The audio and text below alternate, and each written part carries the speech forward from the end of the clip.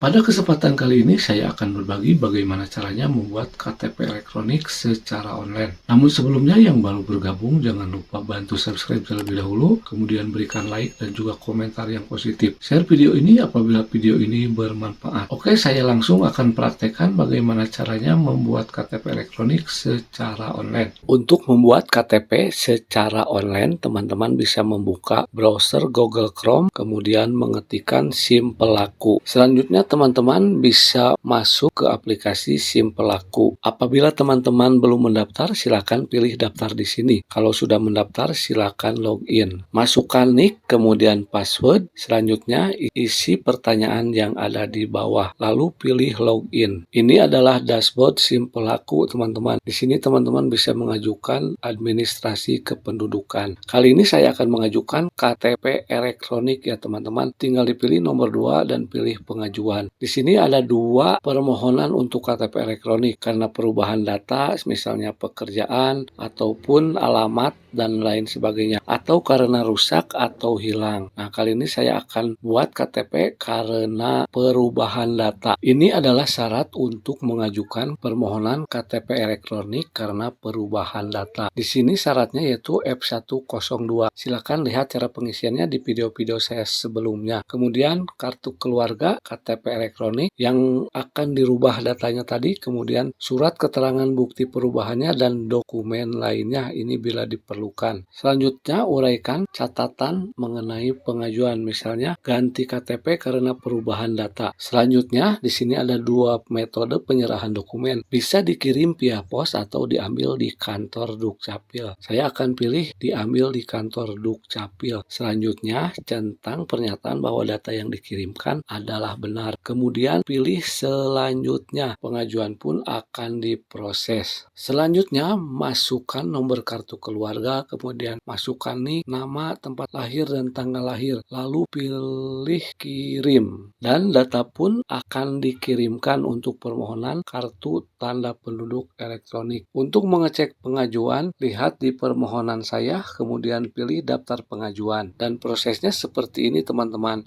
Ini permohonan diajukan, kemudian estimasi tanggal pemeriksaannya, dan akan terus berlanjut hingga selesai teman-teman. Itu saja yang dapat saya sampaikan mengenai pembuatan KTP elektronik secara online. Semoga bermanfaat. Jangan lupa dukung terus Digilain dengan cara like, subscribe, dan juga memberikan komentar yang positif. Share video ini apabila video ini bermanfaat. Terima kasih.